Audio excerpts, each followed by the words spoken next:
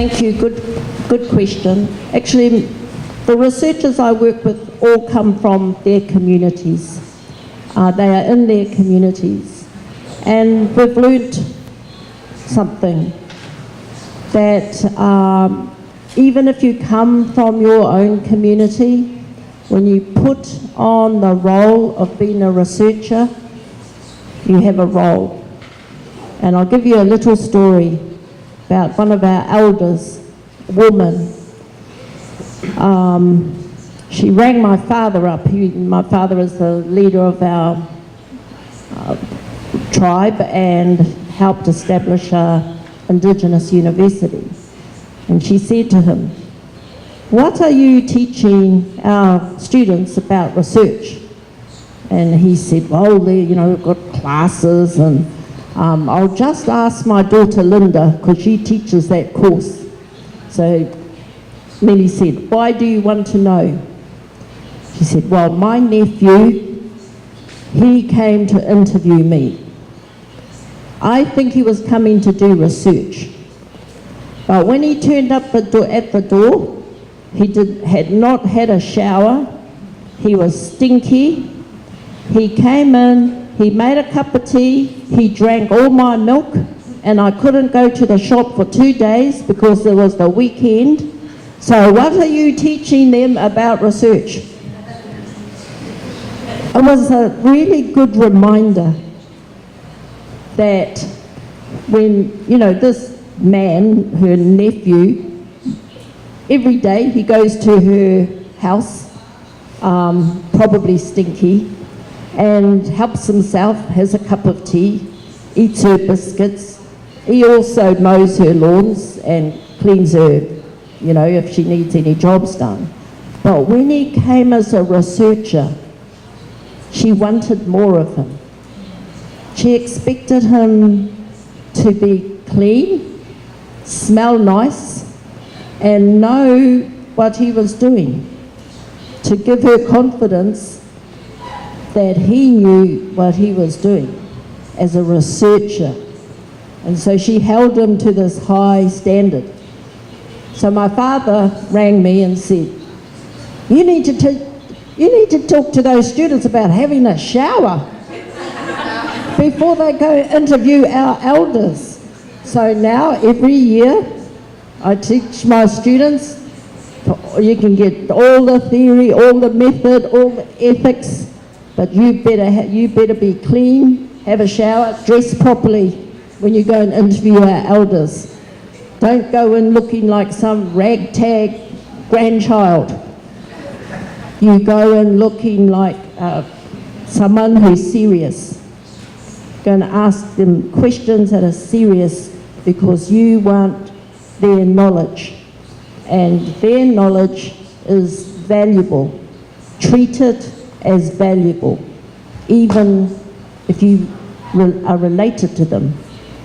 So that's how I think about doing research, even in our community, that you can't go in innocent either. You can't go in and say, well, I'm the daughter of, I'm the granddaughter of, I'm the sister of. That gets you a little bit along the way.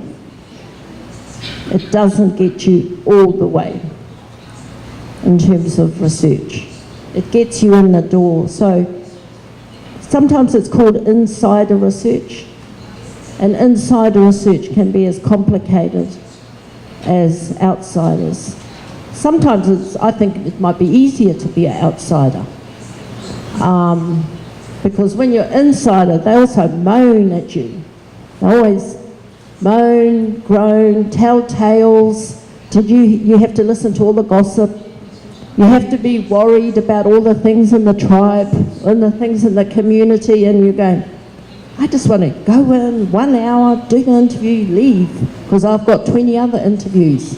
They want you to come in, have something to eat, talk about the family, exchange gifts, do a bit of the interview, hang the washing on the clothesline, tidy up, have some more talk, eat another meal, drink more coffee, answer some more questions, and next minute it's day 2. Your 1 hour interviews turn into 2 days of visiting. They want you to visit and to be present with them. So being an insider researcher can come with other cultural obligations that are hard to put aside. You are, if you're a member of that community, then you are a member of that community. And it's hard if you just think, well, I'm going to arrive, I'm going to have a 1 hour interview, I'm going to leave. Because in my family, if you did that, they'd go, oh, look at Linda, what a snob. She only came for 1 hour. How insulting, she didn't even stay for a meal. They'd think, that's crazy. How can you visit and not stay for a meal? That's not good human relations. So it is, yeah. I think every community has a culture and values about how we work inside them. More and more we want to see our own community people doing the research, and we're happy to work with outsiders, but we like insider researchers to mediate all the relationships so that they know which people are good to interview, which people can solve problems, and they also know which people maybe tell long stories, tall stories, lies, exaggerations, so they can help interpret that. Hello, I'll ask it in English and hopefully they can translate. But I have a question about the relationship between insider and outsider research. So in the research that we're doing, and for myself personally as a disabled woman doing this research on disability law and the perception of disability in Nicaragua, I find myself in an interesting position of my insider or outsiderness is dependent upon how people view me and how I'm being received in the space. So I was wondering if you had any thoughts on kind of how to navigate that when my positionality and the positionality of my partners as well is dependent upon how somebody else perceives me or them. So in Indigenous methodologies, your positionality matters, and we ask you to be open and transparent about how you define your positionality, that it needs to be transparent. It's also dynamic, it changes as you get more experienced, as you build more relationships, so it's not a fixed positional set of identities. It's something we always have to work on and be transparent about and declare. Also, as a researcher, I come from the school of social science research, feminist research, critical research that says we are never neutral, that we carry our biases with us, and that we need to be open about that. Thirdly, in terms of how people respond to you, they are always responding to you. People, that's what I mean about people having agency. I'll just tell you another little story, because I used to interview families who had a lot of bad experiences with state agencies coming to visit them. So they didn't like to open the doors. And they also had dogs. So when you pulled up in your car, you had to wait, the dog's barking, and you have to wait for them to come and get you to take you in the house. And I was just doing health research. But one day I went to this house, there was no dog. I thought, So I got out, knocked on the door, no answer. Knocked on the door, and I could hear rustling in the house. So I thought, okay, so I walked around the back door. And there the family were scrambling over the back fence, running away from me. And I ran after them, I go, hey, where are you going? It's just me. And they looked at me and they said, oh, we thought you were from the ministry of, you're going to come and take the children. So I said, get back off that fence and come back into your house. And they'd taken the dog as well. To climb over the fence. So I learned a really important lesson, which is about the power of researchers. When they see that you have this power, which they equate to state power, right? They can't tell the difference that you come from this sort of institution and not a government agency. Then you've got to really think then how you approach people and understand that they will see you as representing something powerful, that you have the means to make life worse for them. Not just, they don't trust that you can make life better, because their whole experience is you can't, but they also think you can make their lives worse. And I think if you kind of just always remember that when we go into some of these communities, they're very suspicious and they don't understand what researchers are. Some of them thought I was a nurse, I was a doctor, I was a teacher, I was a social welfare worker.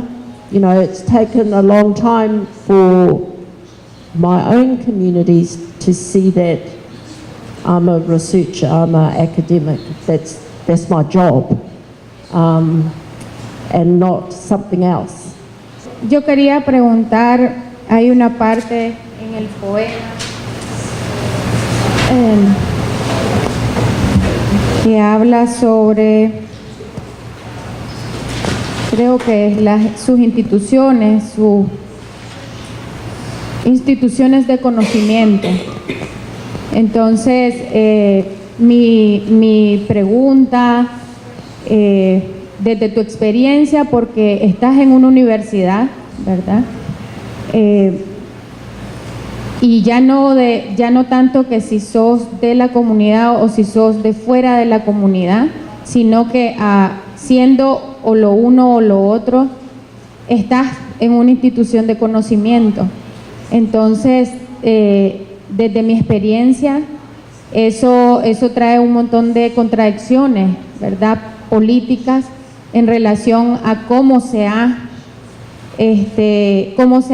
el papel que las instituciones de conocimiento han tenido en el borramiento de nuestras historias, de nuestras memorias y en la colonización. Entonces, me lo preguntaba porque tengo un año de estar en una institución de conocimiento por primera vez. Entonces, creo que es algo que un poco no deja dormir a veces, aunque uno se plantee muchos elementos éticos y políticos, y aunque uno sea parte de otros colectivos también, porque uno no solamente está en una universidad, ¿verdad? Entonces, por eso no solamente es si sos o no sos de la comunidad, sino también cómo has visto, cómo has sentido ese desafío y tu paso del activismo a la investigación, cómo lo has vivido. Pues eso me gustaría conocerlo, porque creo que ayudaría, por lo menos a mí directamente, a ver cómo lidiar con esto de la investigación. Well, firstly, for me, the university I first worked at was endowed from money, from an endowment on the confiscated lands of my tribe. So I always thought, when I was at that university, the University of Auckland, this is mine. This is my place, this is my land. I don't like what they teach. but to hell if they're going to get rid of me now that I'm here. And, you know, that I have a duty to bring back to this land, to this university, our knowledge. But my whole career has been about trying to navigate, negotiate the academy.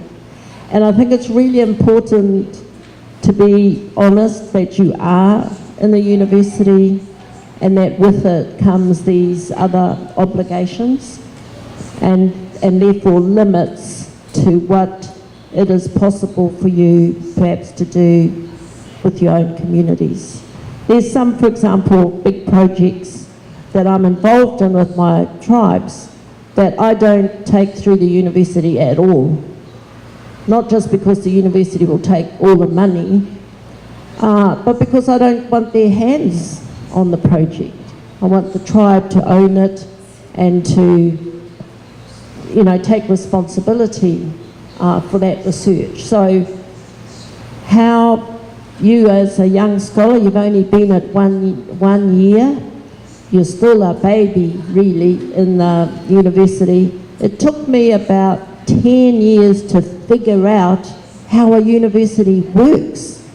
It's one of the most complex organisations in society, a university. All right? It's not, a business is clear, a government agency is clear, but a university is, as an organisation, is a really interesting, fascinating beast. And I've spent all my career studying it, how it works, you know, what's the role of the academy, of academics, of what's the role of administrators. Because in universities you have two kinds of workforces, and there's a hierarchy. You have your academics, and then you have a whole labour force of administrators. They work in the gardens, they work in cafeterias, they work in finance. They're often the people you love to hate because they do all the paperwork of the place. So we have two workforces. One has hardly any power. It's the administrators, right? They usually have about 10 unions maybe. They all got different skills and trades.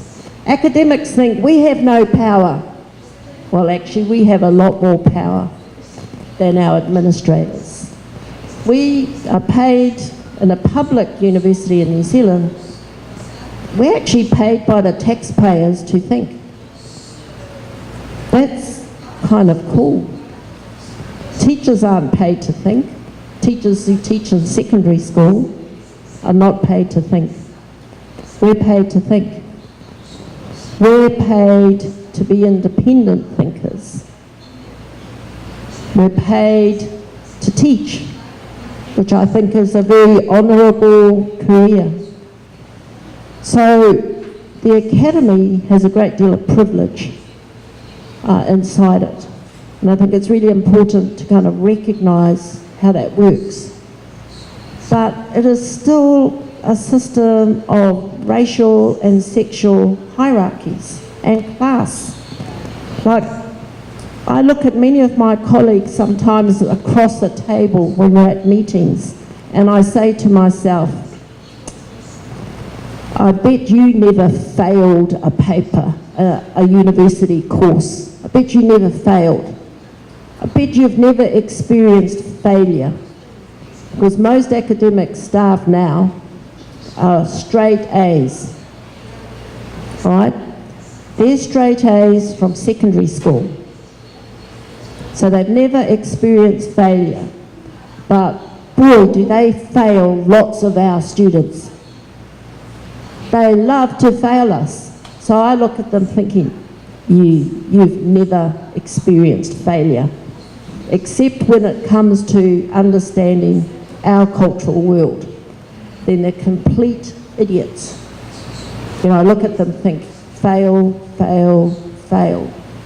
But they can get away with failing in those areas. because they're successful in the academic world. I heard someone say, you know, a lot of the work we do is counted as service, not as research, not as proper academic work. I think it's really important to reframe a lot of what we do. It is research, it is teaching. Even though at my university 20% of our students are Indigenous, it's still not a safe place for our women students or even for our men, and it's not safe for my colleagues because it's also still a racist institution, still a sexist institution, and those things are at work every day. They're at play every day. Every time you go to a meeting, every time you sit with a room of colleagues, every time you sit with, talk about Indigenous things, and you see people's eyes glaze over, you know, and they start sort of waiting for you to finish talking so they can carry on with the real business. You know, but I mean, the way I've survived that is I go back to this place is built on our land, and to hell if I'm going to leave because of you. All right, so I have a particular attitude to the universities in my country because they're built on Indigenous land. So just that one fact tells me one day we're going to own this,